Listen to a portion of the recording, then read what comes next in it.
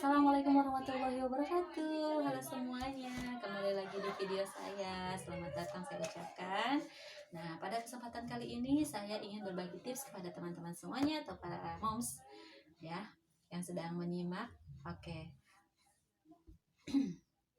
Tipsnya adalah tentang bagaimana cara membuat baju kita menjadi lebih montok dan juga lebih sehat tentunya. Oke.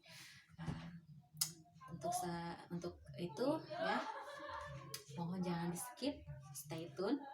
Tapi sebelumnya moms, saya ingatkan kembali untuk mohon dukungannya dengan cara subscribe dan juga like serta komen dengan komentar yang positif. Saya tunggu komentarnya.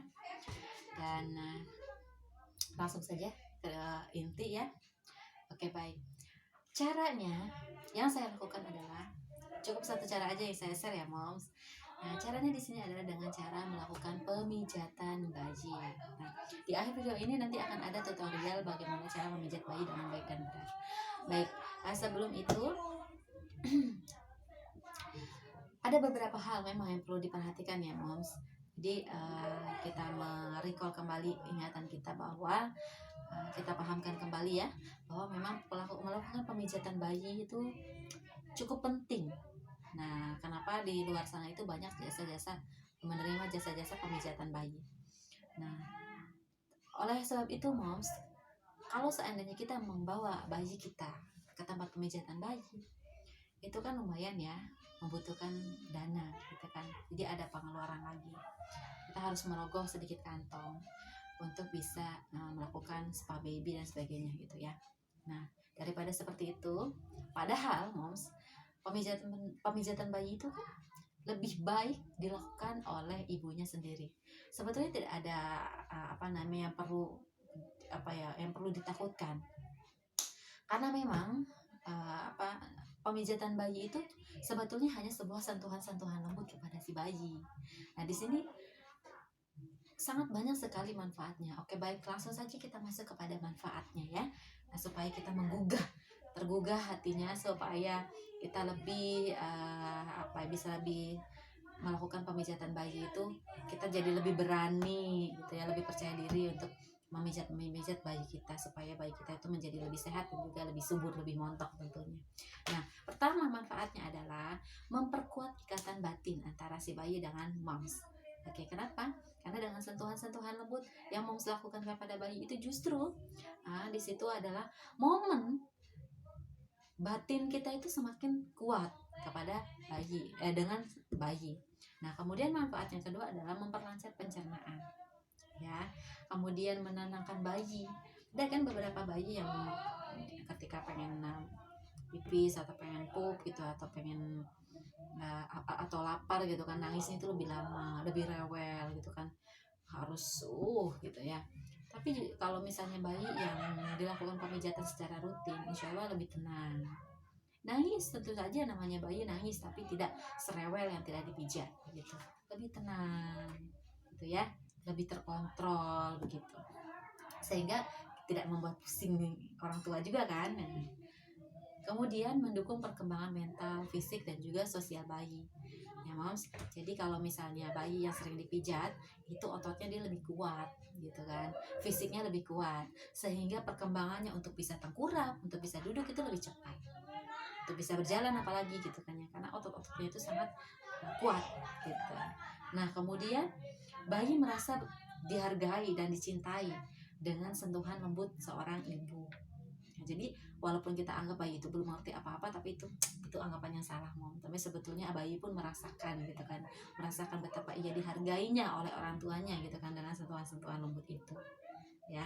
Kemudian membantu bayi bisa tidur pulas. Nah, kemudian juga mengurangi rasa sakit bayi ketika pada masanya ia tumbuh gigi.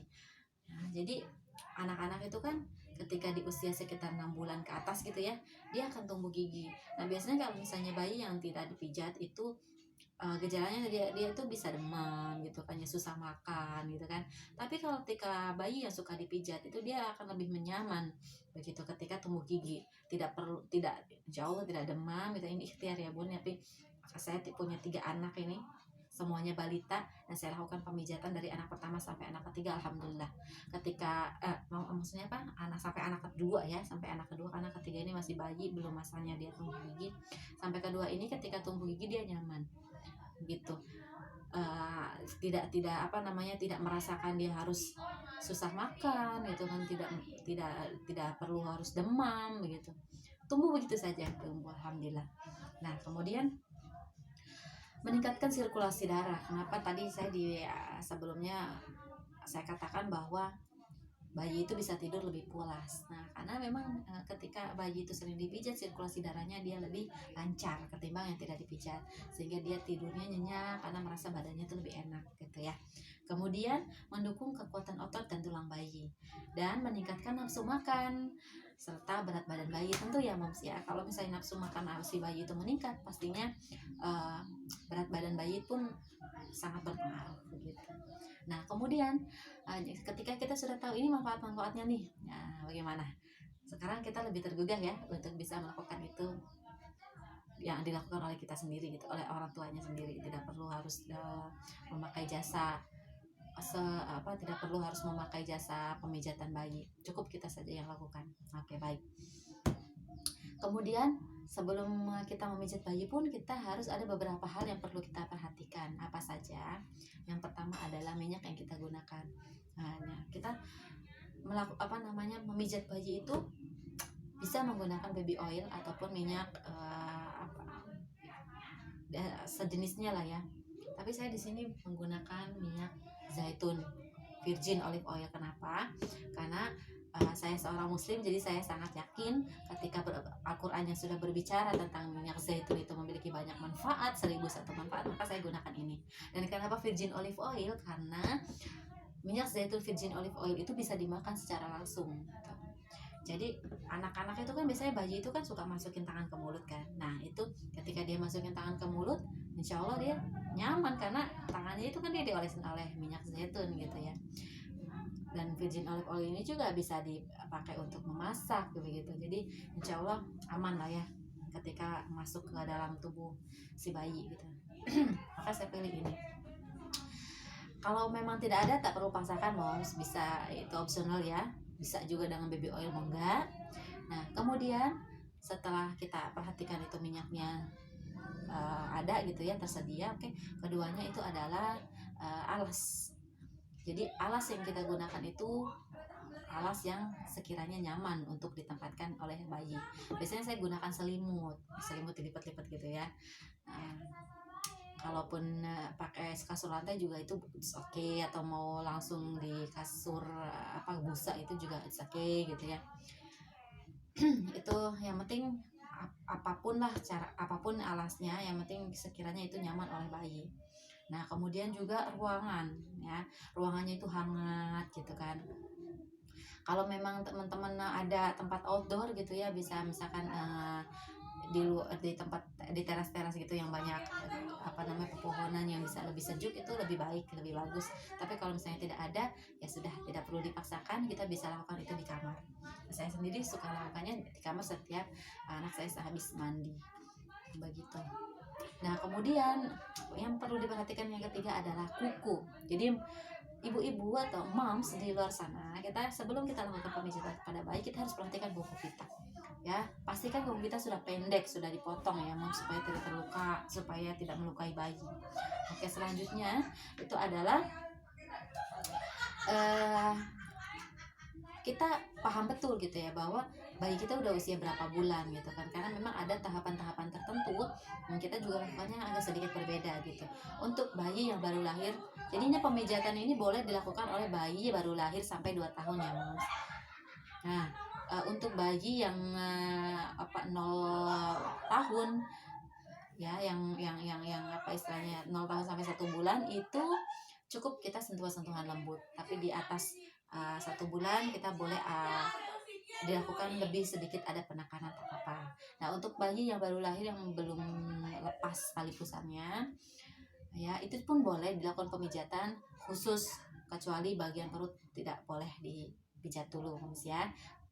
sampai tali pusarnya itu lepas. Nah, kemudian memijat bayi itu saat si bayi itu sedang dalam keadaan sehat dan juga kenyang.